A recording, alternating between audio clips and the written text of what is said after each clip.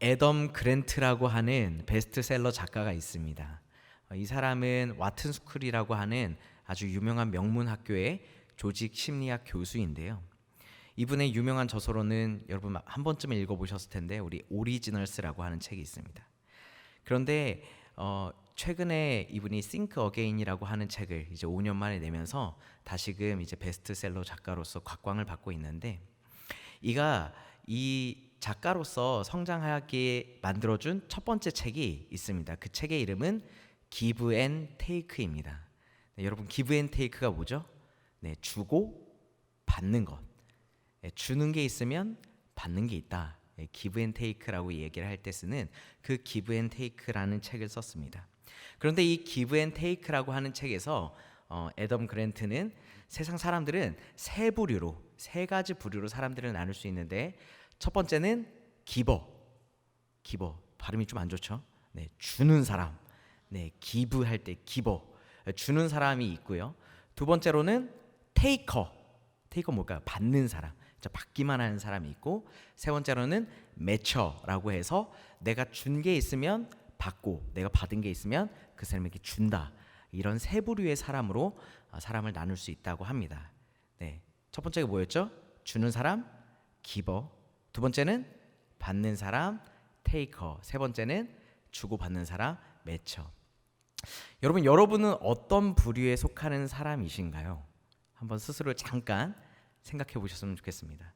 물론 우리의 인생 가운데 항상 주는 것도 있고 받는 것도 있는데, 나는 주로 다른 이에게 주는 쪽인가, 아니면 나는 주로 받는 쪽인가, 아니면 그 균형을 좀 잘 유지하는 편인가, 이런 부분을 좀 생각을 해보셨으면 좋겠습니다. 그런데 재미있는 게 이 애덤 그랜트라고 하는 분이 이제 조직 심리학을 하는 분이라 이 사회에 모여 있는 사람들의 심리와 그 조직들의 생태를 연구를 많이 했는데, 이분이 수많은 사람들의 인생을 돌아보면서 그분이 통계를 내보고 분석을 해보니까 인생의 사다리, 인생을 하나하나 올라가는 사다리라고 했을 때 그것들을 성공의 척도로 본다면 이 상위에 속하는 사람의 그룹이 있다라고 하는 겁니다. 이 기버와 테이커와 매처 중에서 어떤 부류의 사람이 이 성공이라고 하는 인생의 사다리의 상위에 속해 있을까요? 네, 언뜻 생각해 보면 기버인가 테이커인가 헷갈리기도 하는데, 이분이 재미있는 게 상위에 속해 많이 분포해 있는 사람은 기버일 가능성이 굉장히 높다라고 합니다. 그런데 정말 재미있는 게 완전 반전인 것이, 그럼 그 이 성공이라고 하는 인생의 이 물질 세계 속에 성공이라고 하는 척도 안에서 가장 하위의 사다리에 분포되어 있는 사람 또 누구냐면 바로 기버라고 하는 겁니다. 너무 신기하죠? 기버가 양극단에 있는 겁니다. 어찌 보면 좀 이해가 갑니다. 무식하게 내 거를 잘 못 지키고 남들한테 퍼주기만 하는 사람, 나의 돈이 되었든 나의 시간이 되었든 나의 몸이 되었든 나의 어떤 재능이 되었든 남들한테 퍼주기만 해서는 절대 인생의 사다리의 상위에 오르지 못할 것 같기도 합니다. 근데 반대로 얘기하면 많은 사람에게 주기 때문에 그 사람에게 감사함을 마음을 가지고 돕는 사람들, 혹은 하다못해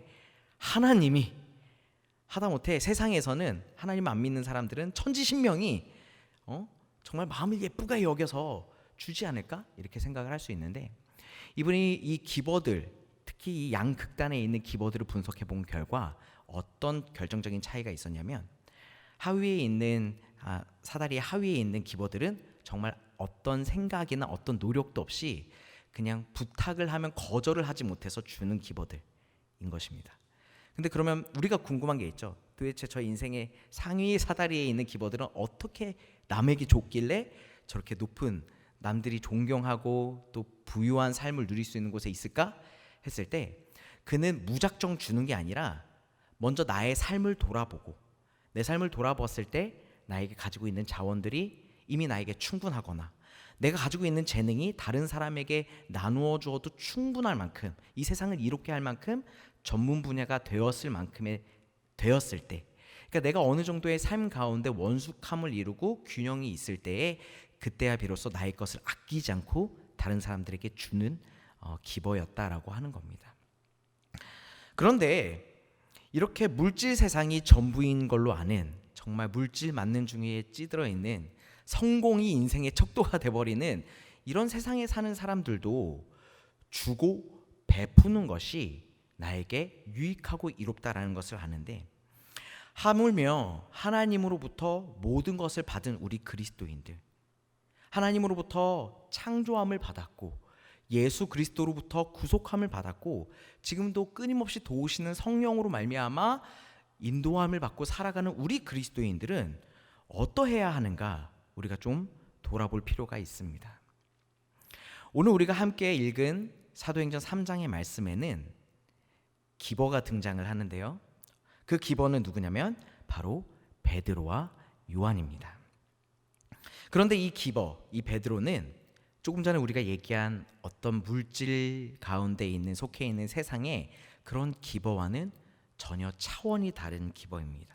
왜냐하면 단순히 나에게 있는 것들을 주어서 그 사람의 삶을 돕거나 아니면 먹고 사는데 도움이 되거나 아까 얘기한 성공이라고 하는 인생의 사다리의 상류층에 내가 속해 있기 위한 기버가 아니라, 내가 나에게 있는 것을 베품으로 말미암아 그 사람의 삶이, 그 사람의 영혼이 치유되고 그리스도로 말미암아 변화되고 생명을 얻기 위해 주는 기버이기 때문입니다. 우리 함께 말씀을 좀 읽었으면 좋겠는데요, 사도행전 3장 1절에서 3절까지의 말씀을 읽도록 하겠습니다. 3장 1절부터 3절까지의 말씀을 읽겠습니다. 제9시 기도 시간에 베드로와 요한이 성전에 올라갈새 나면서 못 걷게 된 이를 사람들이 메고 오니 이는 성전에 들어가는 사람들에게 구걸하기 위하여 날마다 미문이라는 성전문에 두는 자라. 그가 베드로와 요한이 성전에 들어가려 함을 보고 구걸하거늘. 아멘. 오늘 이 기버인 베드로와 요한이 누구를 만납니까? 네, 내가 줄 대상, 어쩌면 세상의 입장에서 봤으면 테이커의 입장이 되는 한 나면서부터 걷지 못하게 된 자를 만납니다. 이 나면서부터 걷지 못하게 된 자는 이제 뒤에 사도행전 4장 22절을 보면 40여 년 동안 걷지 못했다고 되어 있는데, 이 평생, 자기가 나면서부터 40여 년 평생을 한 번도 걸어보지 못했던 이 안타까운 장애를 가진 자, 그 자에게 베드로와 요한이 다가가는 것을 볼 수 있습니다. 그런데 물론 지금이었으면 이제 의학이 발달하고 기술이 발달해서 휠체어를 탄다든지 아니면 의족을 한다든지 다양한 방법으로 이것들이 해결될 수 있었지만 그 당시에는 그런 기술이 없었습니다. 그렇기 때문에 이 사람은 평생을 기어다니고 혹은 평생을 다른 사람의 도움이 없이는 살아갈 수가 없는 그런 모습을 우리가 볼 수 있습니다. 우리가 오늘 본문에서도 보았듯이 그는 사람들이 그가 구걸을 하기 위해서 어떻게 했냐면 그를 메어가지고 미문이라고 하는 성전의 문에 그를 놓게 되었습니다. 미문은 예루살렘 성전 동편에 있는 문으로서 지금은 황금문에 속하는 문이었다라고 합니다. 제가 사진으로 그 미문을 잠깐 봤는데 그 길게 돼 있는 성전에 그 가운데로 쭉쭉쭉 들어갈 수 있는 황금색으로 된 문이 미문이라고 하더라고요. 아무래도 수많은 사람들이 모이는 성전 가운데 특별히 뜰을 밟아서 성소와 지성소로 갈 수 있는 직선으로 나 있는 이 미문을 정말 많은 사람이 이용하지 않았을까 싶습니다. 이 구걸을 하는 이 걷게 되지 못하게 된 장애를 가진 사람이 똑똑했던 건지 아니면 그를 도와주는 사람이 똑똑했던 건지, 아무튼 수많은 사람이 왔다 갔다 거리는 그 미문에 이 사람을 던져주게 되는 겁니다. 그리고 그는 구걸을 하지요. 한 푼만 주십시오. 제발 저에게 한 푼만 주십시오. 왜 그는 구걸을 하게 되었을까요? 아까도 말씀드린 것처럼 그는 움직일 수가 없었기 때문에. 지금이야 의학이 발달하고 네트워크가 발달해서 다리 좀 못 움직인다고 일을 못하지 않습니다. 충분히 일을 할 수 있고 너무나도 훌륭한 사람들이 많이 나왔습니다. 그런데 이 당시에는 그걸 고칠 수 있는, 하다못해 이 사람이 자신의 어떤 지적인 재능을 이용해서라도 뭔가를 할 수 있는 여건이 아니었던 시대이기 때문에 주로는 몸으로 가지고 하는 일, 농업에 종사를 하든 목축업에 종사를 하든 아니면 기술직, 목수가 되든 내 몸으로 하지 않으면 돈을 벌 수 없는 사회에 살았기 때문에 이 사람은 걷지 못하는 이 상황에서 마지막으로 할 수 있는 그의 몸 동작, 제발 저에게 한 푼만 주십시오. 저를 불쌍히 여겨서 저에게 동전 하나만 주십시오라고 구걸을 할 수밖에 없는 상황이었다라고 하는 겁니다. 그런 구걸을 하고 있는 자에게 누가 다가가냐면 베드로와 요한이 나타납니다. 그런데 베드로와 요한이 이 사람에게 간 것이 저 비문에 정말 하나님께서 감동을 주셔서 치료해야 되는 안타까운 40여 년을 안전뱅이로 살아가는 사람이 있어. 그래서 갔을까요? 제 생각엔 그렇지는 않은 것 같습니다. 오늘 1절 말씀을 보면 제9시 기도 시간에 베드로와 요한이 성전으로 올라가고 있었다라고 합니다. 여러분이 잘 아시는 것처럼 유대인은 하루에 3번의 기도 시간이 있었습니다. 제3시, 제6시, 제9시. 유대인의 시간으로 3시, 6시, 9시, 9시, 12시, 3시에 3번 기도를 하게 되어 있습니다. 그 9시에 맞춰서 베드로와 요한은 내가 하나님 앞에 기도하기 위해서 성전에 가고 있었을 뿐입니다. 그런데 하나님께서 이들을 만나게 하셨습니다. 우리 4절을 함께 읽도록 하겠습니다. 사도행전 3장 4절 말씀인데요. 베드로가 요한과 더불어 주목하여 이르되 우리를 보라 하니. 이 베드로와 요한이 정말 이 사람을 만나기 위해 찾아간 것이 아니라 단순히 내가 기도하기 위해서 성전으로 올라가다가 우연히 그를 본 베드로와 요한이 그에게 어떻게 했다고요? 오늘 말씀을 보면 그에게 주목하였다라고 얘기하세요. 도대체 왜 베드로와 요한은 오늘 이 시간 이 자리에서 구걸을 하고 있는 이 사람에게 주목하였을까요? 아까도 얘기한 것처럼 이들은 평소의 습관을 따라 기도하러 올라가는 길이었지 어떤 성령의 계시를 받아 마치 고넬료를 만났던 그 베드로처럼 누군가가 찾아올 것이다, 기다려라, 이것을 먹으라, 이런 환상을 본 것이 아니었습니다. 그런데 왜 이 사람을 주목하였을까요? 바로 성령님이 베드로와 요한에게 임하였기 때문입니다. 아까도 얘기했듯이 이 사람은 평생을 나면서부터 걷지 못했던 자였고 아마도 이 평생을 돈을 벌 수 없는 사람이었기 때문에 아주 오랜 시간 구걸을 했을 가능성이 높습니다. 그리고 아까 말씀드린 미문은 수많은 사람들이 성전으로 들어가는 통로였기 때문에 그 미문에서 이 사람은 매일매일 수많은 사람들을 보면서 구걸했을 가능성이 있습니다. 어느 날 베드로와 요한이 가는데 이 사람이 엄청나게 큰 소리로 베드로, 요한! 저를 보십시오. 저를 불쌍히 여기고 돈을 주세요라고 불렀을까요? 그럴 가능성은 굉장히 낮습니다. 그 사람이 극도로 불쌍해 보이는 어떤 사건이 있었기 때문에 그 사람에게 주목했을까요? 그렇지 않습니다. 이는 온전히 이 앞의 장에 성령의 충만함을 입은 베드로와 요한이었기 때문에 가능한 겁니다. 베드로와 요한이 예루살렘 성전에 있으면서 수시로 기도했을 때 아마 이 사람을 이미 본 적이 있을 겁니다. 수많이 구걸을 하는 많은 사람들 중에서 이 사람을 본 적이 있었을 거예요. 그런데 오늘 이 시간 그에게 주목하는 이유는 이들에게 사도행전 2장에서 우리가 본 것처럼 성령이 임하셨기 때문입니다.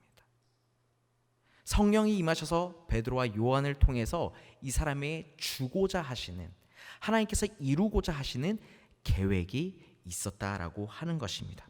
우리가 잘 아는 이사야서 61장 1절의 말씀처럼 주 여호와의 영이 나에게 임하였으니 여호와께서 나에게 기름을 부으사 가난한 자에게는 아름다운 소식을 전하고 또 나를 보내사 마음이 상한 자를 고쳐주며 포로된 자를 자유를 주며 갇힌 자를 놓게 하려고, 갇힌 자들에게 선포를 하려고 하는 그 하나님의 영이 오늘 베드로와 요한에게 임했기 때문에 내가 평소에도 오며 가며 한번 스쳐 지나가며 봤었을 수도 있는 저 구걸하는, 사실 저 사람이 40살인지도 모르겠고 평생을 구걸했는지도 모르겠는 그 사람을 주목하여 바라보게 되었다라고 하는 것입니다.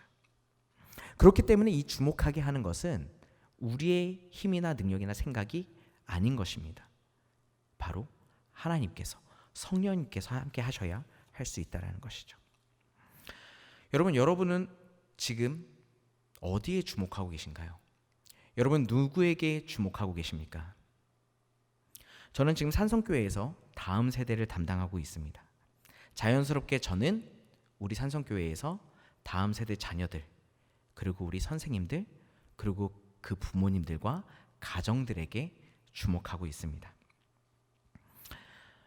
제가 이제 6개월이 되었는데요. 아직도 적응할 것이 많은데, 그래도 이제는 많은 아이들의 이름과 얼굴을 알게 되었고, 그 가정의 사정을 알게 되었고, 그 아이들이 어떻게 신앙교육을 받고 있는지를 조금 알게 되었습니다. 안타깝게도 작년부터 코로나가 발생하면서 수많은 아이들이 지금 예배를 비대면으로 드리거나 혹은 아이의 예배를 드리지 못하고 있는 상황 가운데 있습니다. 그래서 우리 다음 세대에서는 7월부터 있을 여름 성경학교 그리고 수련회를 앞두고 6월 달에 집중적으로 이 장기 결석에 해당하는 아이들, 작년과 올해 예배를 드리지 못하거나 소식이 잘 닿지 않는 아이들을 집중적으로 관리하려고 합니다. 제가 잠깐 이름을 빠르게 읽겠습니다.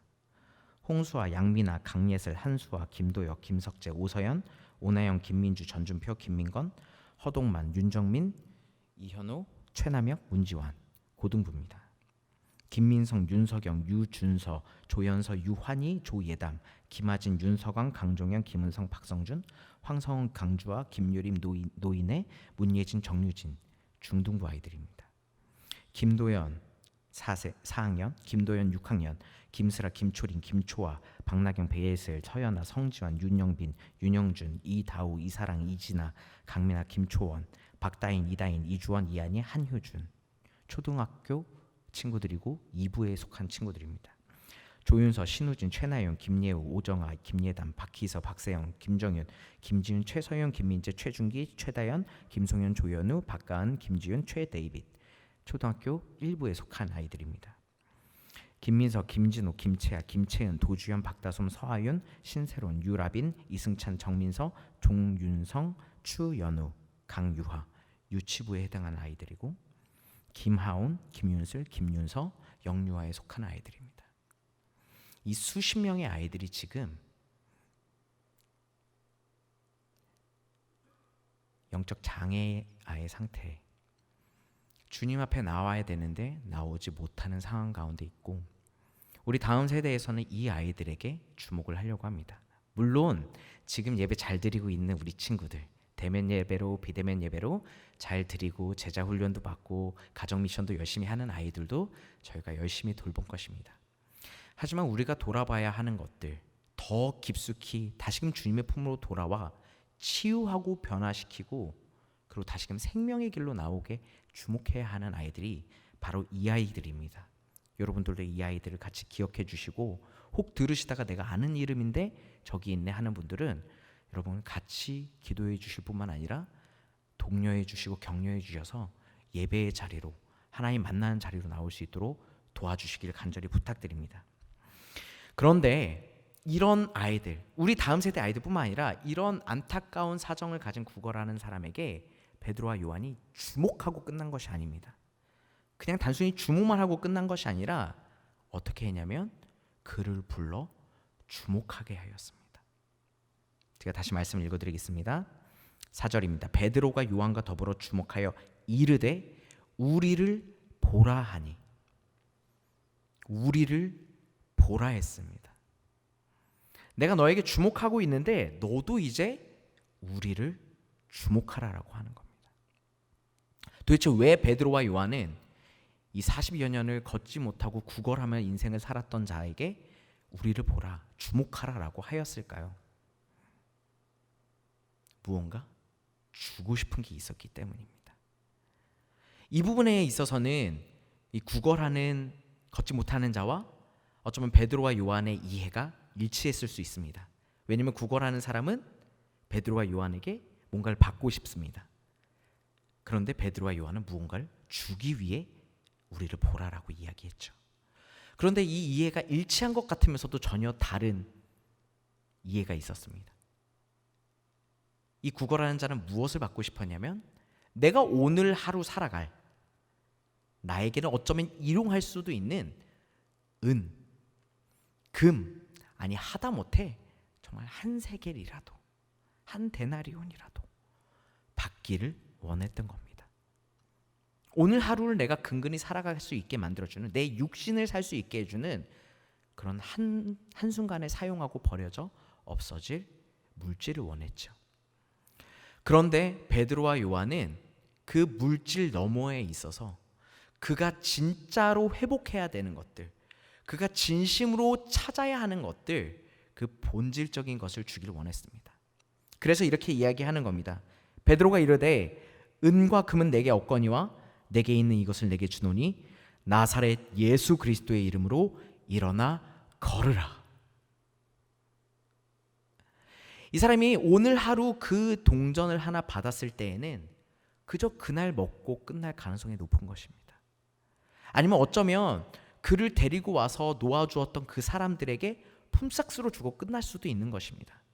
아니면 어쩌면 조직폭력배들에게 빼앗길 수도 있는 것입니다.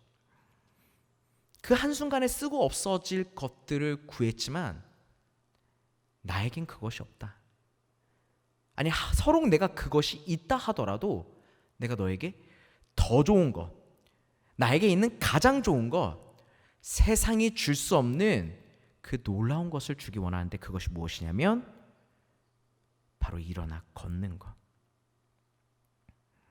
내가 40여 년 평생을 구걸하며 살아갈 수밖에 없게 만들었던 이 힘이 없는 다리, 움직일 수 없는 다리 가운데 힘이 생기게 하여 주고 근육이 생겨서 다시금 일어나 뛰어 생동감 있게 활동할 수 있게 하는 것을 오늘 베드로와 요한은 주길 원했다라고 하는 겁니다.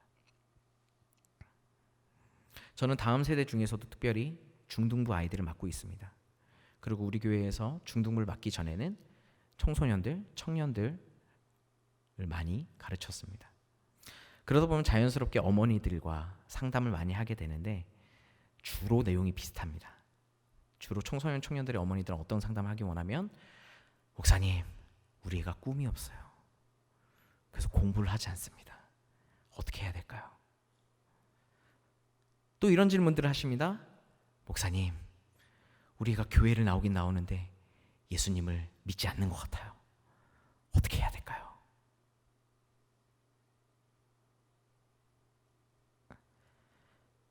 여러분, 우리 아이들의 공부를 안 하는 것, 우리 아이들이 겉보기에는 막 성경을 통독하지 않고 막 필사를 하지 않고 막 열심히 교회의 팀으로 활동하지 않기 때문에 마치 신앙이 없어 보이는 그런 피상적인 것에 여러분 주목하지 마십시오. 여러분 더 본질적인 것에 집중을 하셔야 되는 거예요. 어떻게 하면, 왜 우리 아이는 그렇게 공부를 싫어할까? 왜 우리 아이는 교회에 나오는데 예수님을 향한 뜨거운 사랑이 없을까? 어떻게 하면 우리 아이는 공부를 잘할 수 있을까? 내가 어떻게 가르쳐 줘야 될까? 어떻게 하면 우리 아이는 하나님을 사랑할 수 있을까? 여러분, 이것들을 여러분들께서 고민하셔야 된다는 거예요. 그 본질을 집중하고 가르칠 수 있어야 된다고 하는 겁니다. 제가 최근에 마지막 몰입이라고 하는 책을 사서 읽고 있습니다. 아직 다 읽진 못했는데요.